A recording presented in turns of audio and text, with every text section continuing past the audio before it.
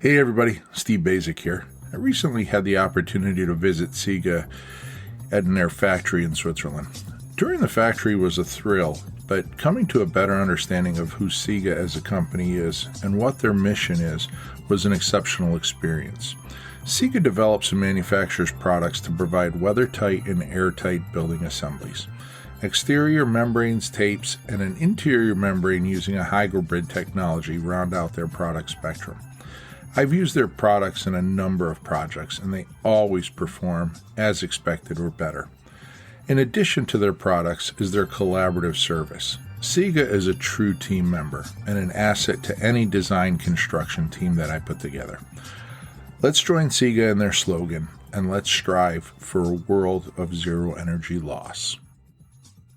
Welcome to the UnBuild It podcast. I'm your host, Pete Yost, but I've got with me Jake and Steve, who just told me the title of this session is Jake and Steve's Romantic Adventure to Europe. Man, if that's not an interesting title to suck you into this one, I don't know what is. So I'm glad Steve's wife went. Hey, and just for the record, Pete, I did no gallivanting. Gallivanting. You know, when I used that term with Randy Williams, I thought, what an interesting word. And I knew right away that Steve was going to go gallivanting. I've never gallivanted in my whole life. I knew that. I stomp. I never gallivant. I stomp.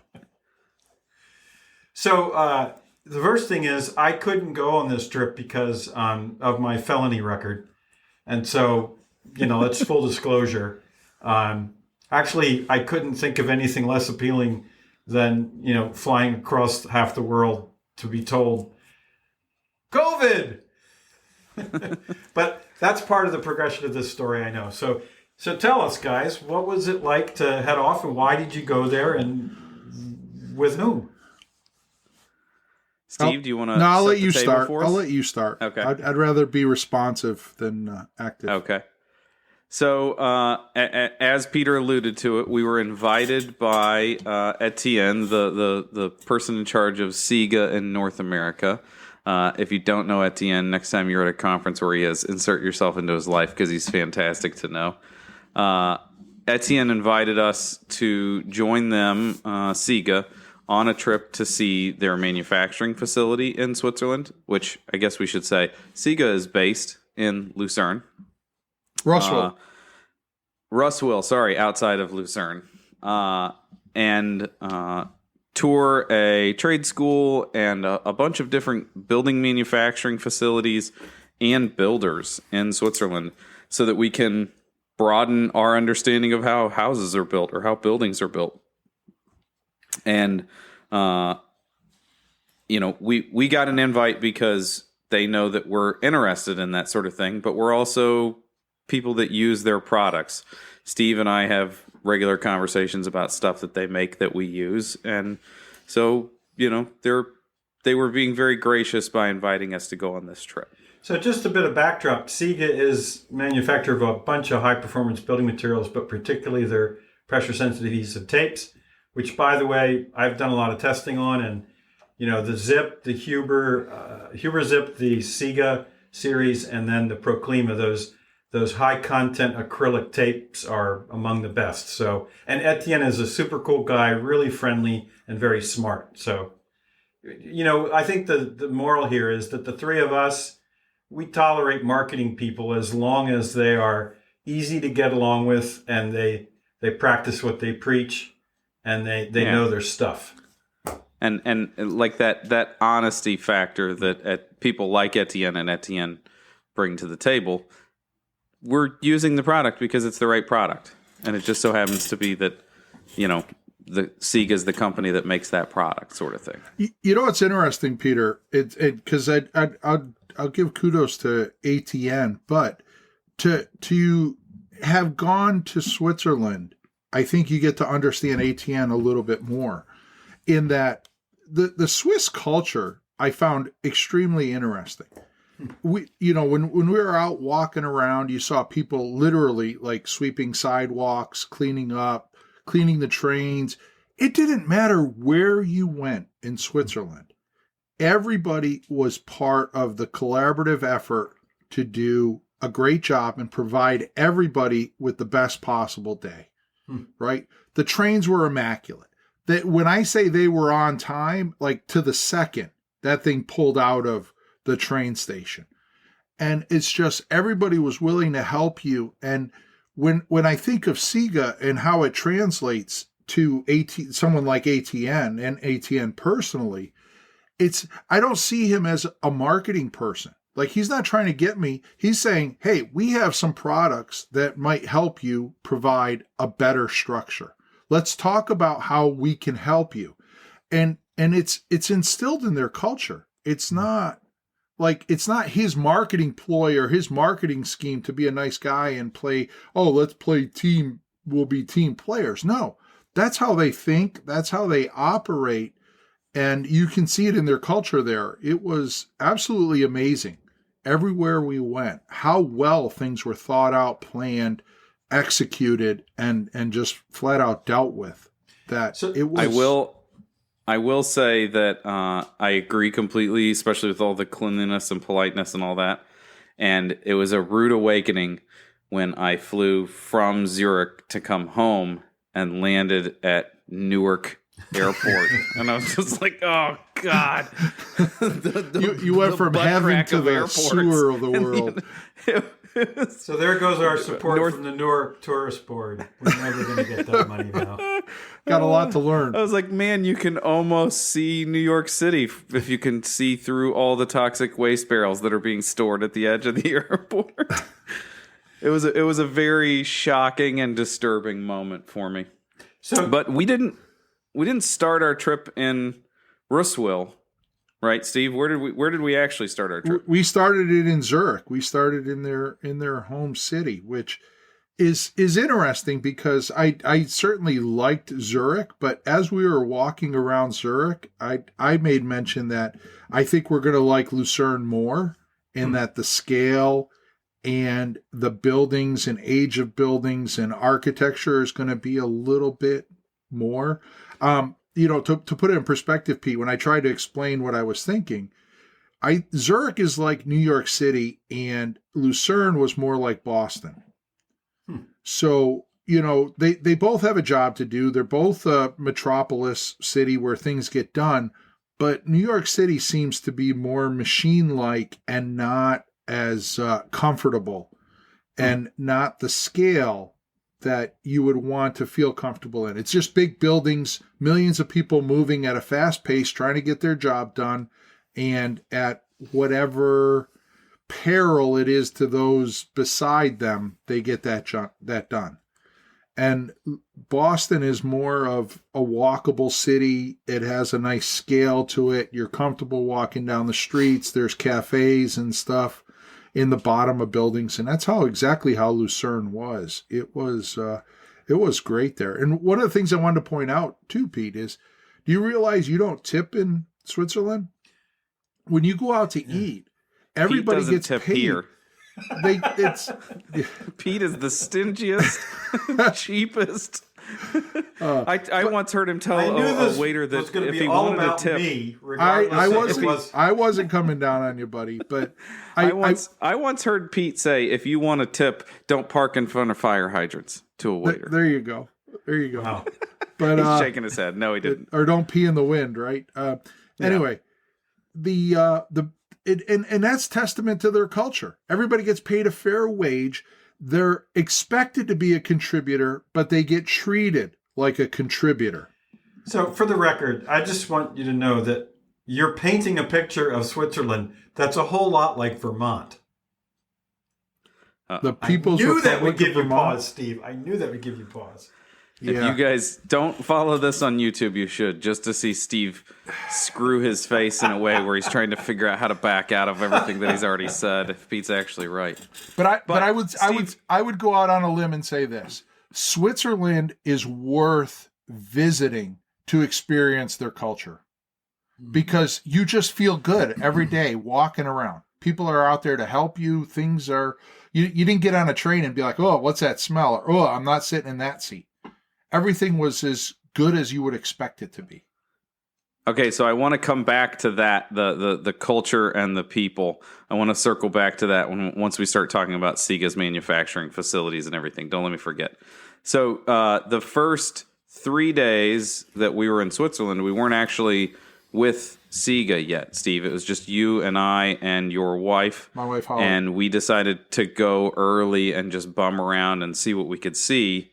But I want to, as off topic as it might sound, I want to talk about the hotel recommendation that you got and where we stayed the first couple nights that we were there. Yeah, I mean, it does help when, I asked ATN, where should we stay if we go a couple days early? And he's like, oh, well, there's this hotel, that hotel, and this hotel. And I said, well, and I just said it off the cuff, like, if I wanted to stay at the nicest place in Zurich, where would I stay? And he said, oh, you'd definitely stay at the Dolder. So I looked it up, and yes, the price had, it gives you a step back, but you sit there and say, or three. It's only, or 3 steps back, but you sit there and say, well, it's only for a day, or for 3 days, sorry, but I get to wake up every morning. It had a triple glazed lift and slide window that was 16 feet wide that looked out over a lake and into the Alps. So waking up to that every morning. High tech and natural. Wow. Yeah. So it, and everybody there was exponentially Swiss, right? Because that not only are they Swiss, but they had to be even a little nicer given the ranking of the hotel. But you know what I found out? On my way out, I found a really cool slideshow. The Dolder is like one of the top 10 most sustainable hotels in the world. It has a ground source heat system. Most of their power comes from hydropower.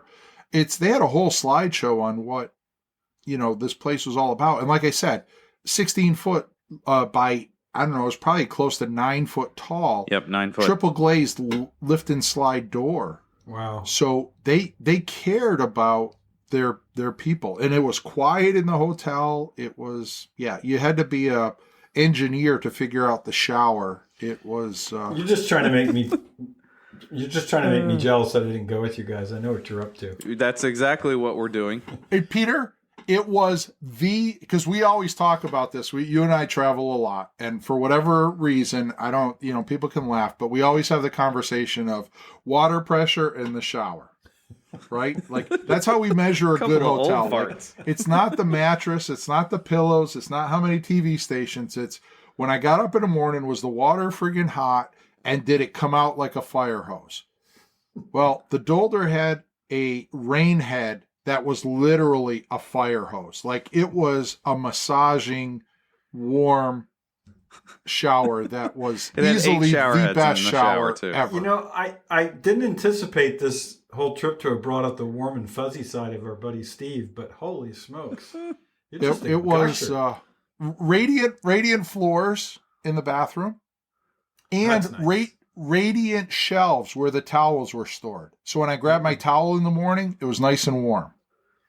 Man, there's a little tear trickling down my cheek over all this. I will tell you, Pete, the one thing that he did complain about was he said that the bathrobe was too small.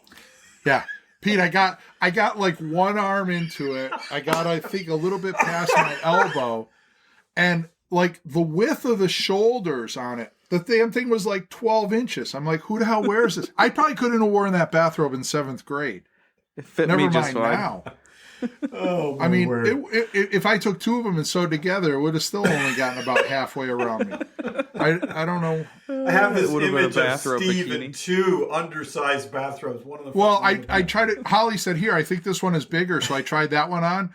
It was like a straitjacket. I was like this in it, and I couldn't move. It was embarrassing. I hate to tell you this, but way back in this session, the thing that caught my ear was you guys went to a trade school, or you were scheduled to go to a trade school? We were scheduled to go to a trade school. Oh, that would have been so awesome. And a bunch of construction sites. But hey, why don't you just steal my zest of my bathrobe story? Since Pete brought it up, let's just cover it real quick. The trip was supposed to be a Sunday night through Saturday night. It was supposed to be 6 full days, or 6 days, with Siga and with all these other places that we were supposed to visit. Unfortunately, we had dinner on Sunday night. all day program on Monday, and then Tuesday morning we had some people that were on the trip test positive for COVID, which meant mandatory isolation for them, mandatory 5-day quarantining before they could see a doctor to get a note and come home. Wow. And we had more than one, and so Siga very quickly went, okay, we have to stop. We can't go to trade schools and job sites if we have COVID going around our group. And we all had dinner last night, and we all had dinner, the night before.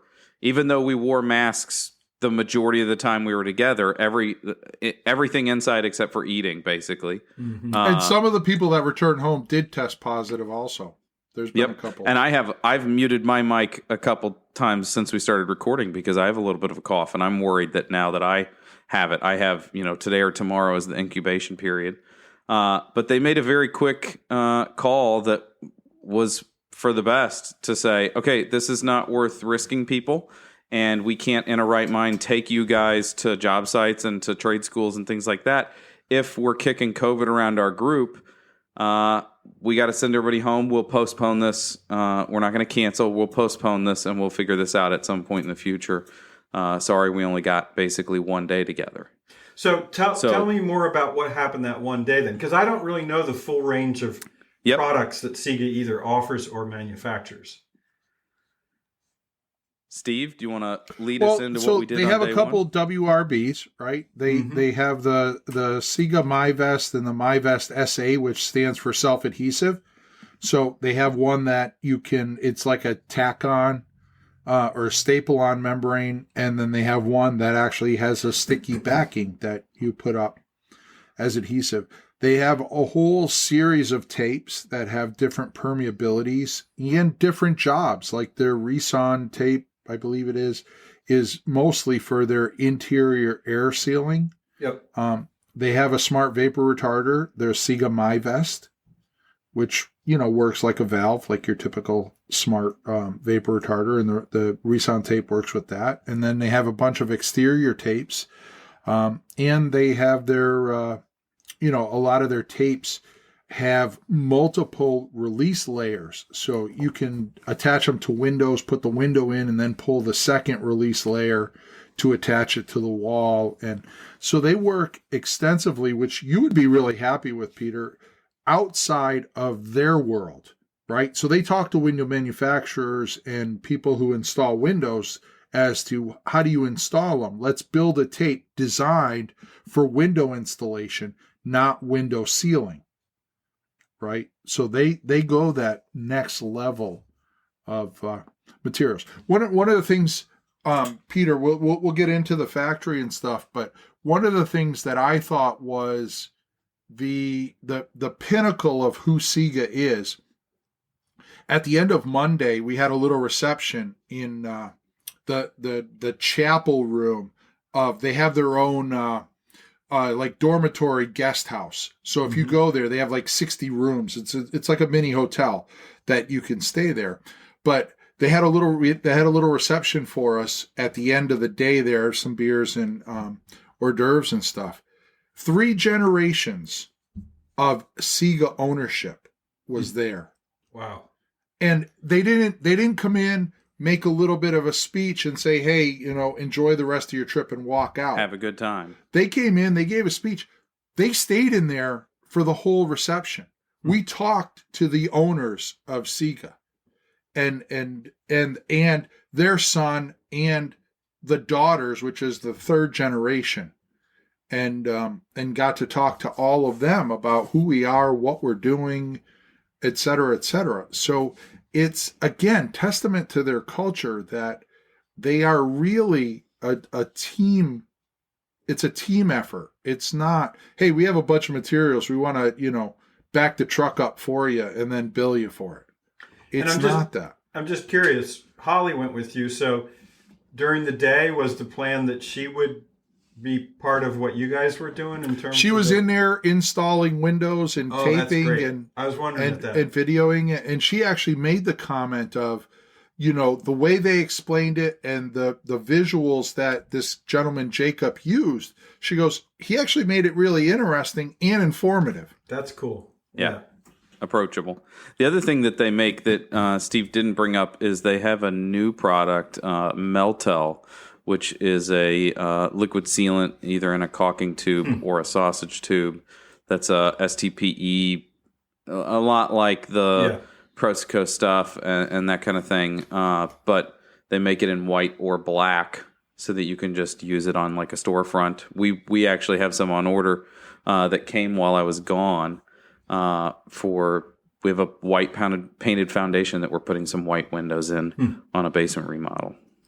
I also brought up a picture. Can you see that, Pete? Can you read it? Is the worst possible.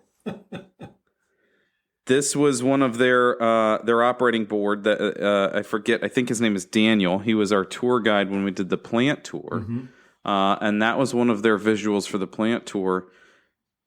The current state is the worst possible. When you first hear that, you might go, "Damn!"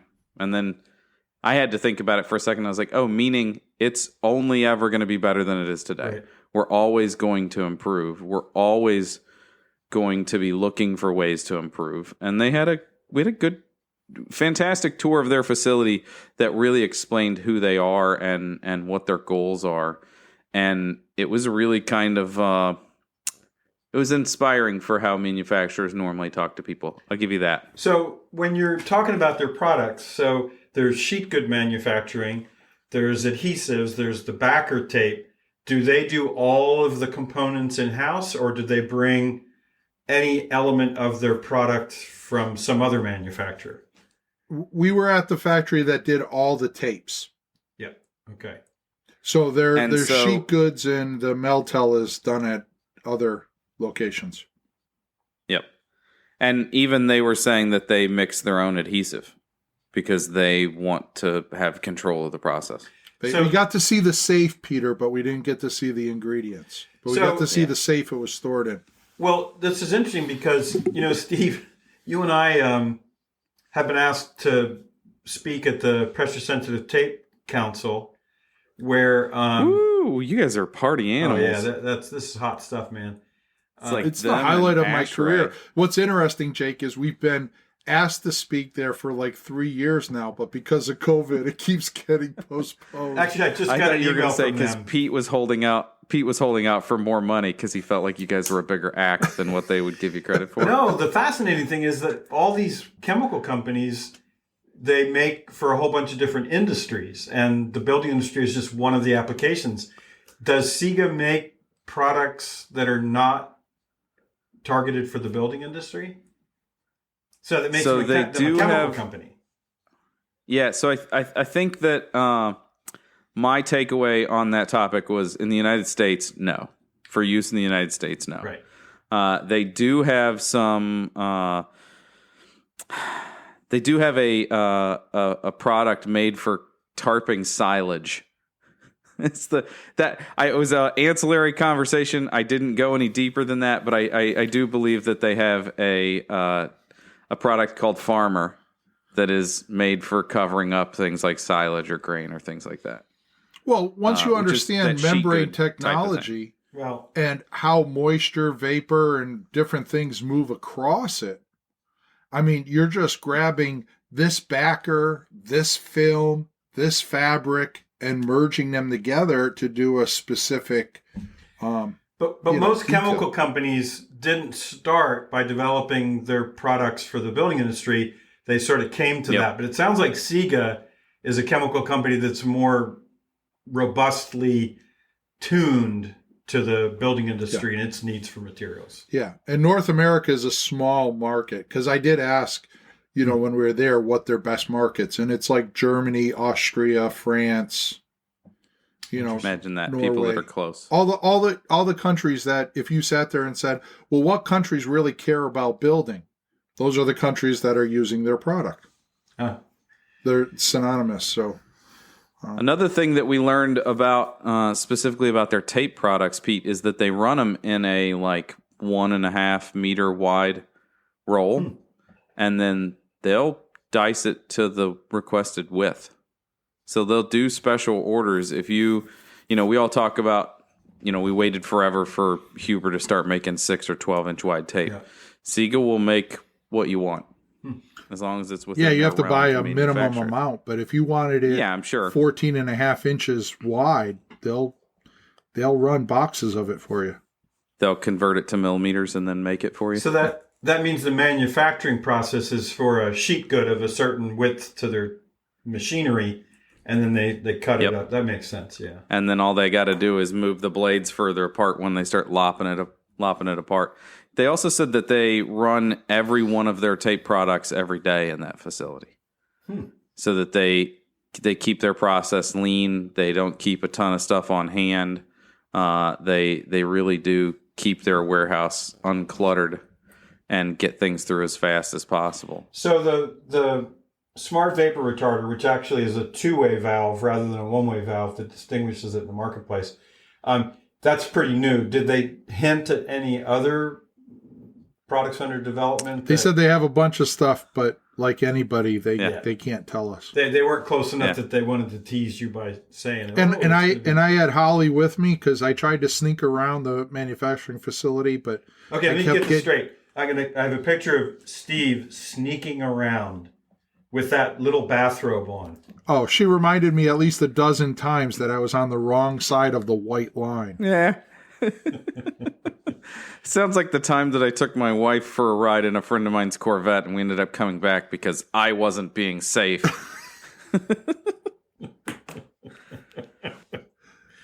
Oh, boy. They have a way of grounding us sometimes that can be realistic and yet irritating at the same time.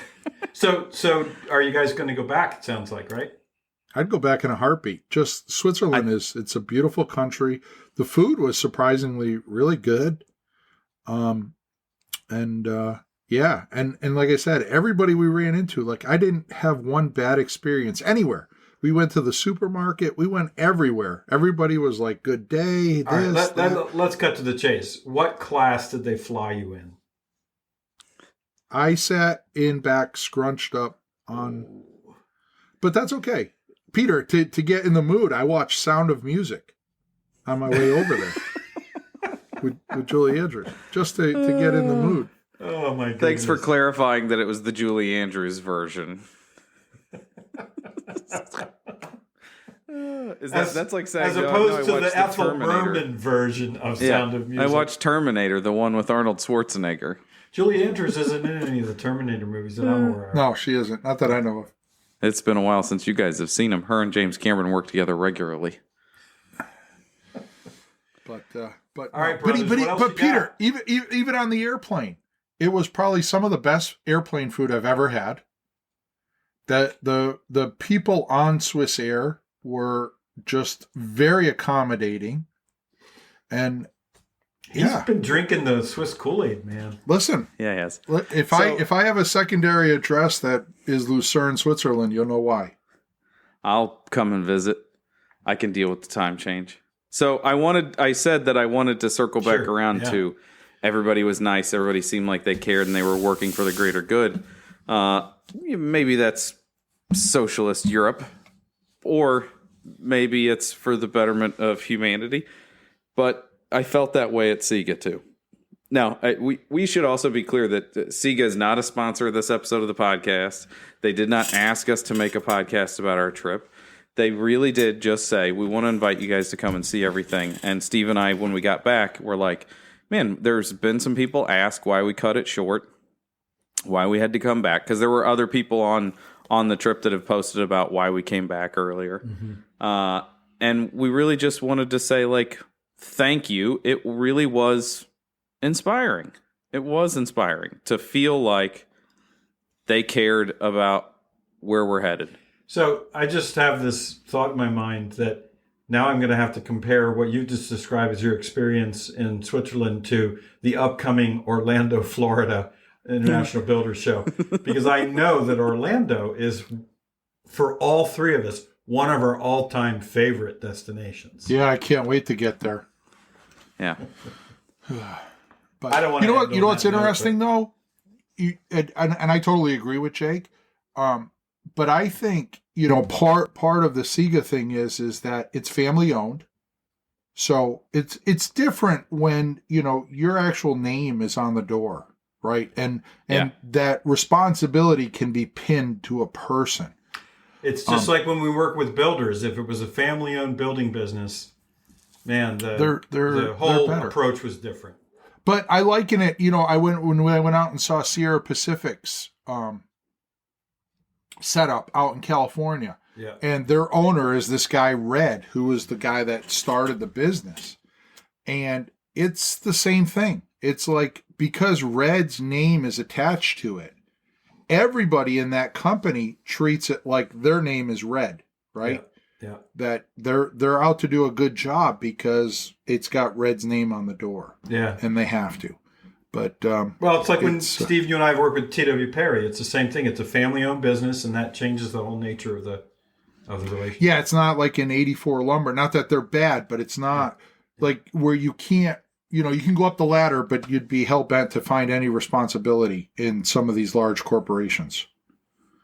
And Siga, it wasn't like that. And they were, the two owners, the two head guys were extremely down to earth. They sat there, they had beers with people, chatting it up, standing around at the table, and Well, this is a good fit for the UnBuild It podcast because all three of us believe that, if you're working on high performance in buildings and you're contributing to make it a better product rather than just making a buck, that's what we're interested in. We're interested in people put the money where their mouth is, develop good products, and then back them up with good technical support. That's, to me, a big part of what the UnBuild It podcast is. Yeah, and that's how Siga, when they put up their mission statement about, creating an airtight world, basically, it's all about how can we contribute to the success of the world. And oh, by the way, we're obviously a company, we need to make a profit, but that's not our bottom line. I think you need to talk to them about making a stretch fabric for Swiss hotel bathrobes. I think that's the big opportunity. An insert, something that I can get a little bit of relaxing in that back there. But that's all right. Note, Now I'm trying to decide whether or not I have enough leftover Myrex at the shop to make him a bathrobe for the next time that he's here. And speaking of which, folks, we're going to be doing a whole series coming up the next time we're in Columbia, Missouri together. So that's going to be a big event. Probably bigger than the Builder Show for us. You never know. We got a whole bunch of things brewing on the UnBuild It podcast and the YouTube channel and that. So all right, let's wrap it up this way. Jake, what's the temperature outside your office right now? It is 13. Steve? Yeah, we're probably at 35.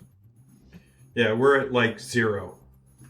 It's really cold here. It was 0 here this morning, and I thought, I'm not going anywhere today. That's why the People's Republic of Vermont has 600,000 in the whole state. Steve, there's way less than 500,000 people in the whole state. In the whole state, yeah. They're just moving There you out. go. So it's one person. Steve was counting leafers. One person per 10 acres or something is Vermont. Yeah, there's nothing dense about us. Is there? Well, you're Okay. I get to drive across Massachusetts and you sit there and go, should I go up and visit Vermont? Nah. You just keep driving by. Well, hey, thanks for tuning in today, folks. This has been an UnBuild It podcast episode focusing on Siga and Switzerland. And we look forward to seeing you next time around. Thanks, guys. Thank you, guys. Thanks, man.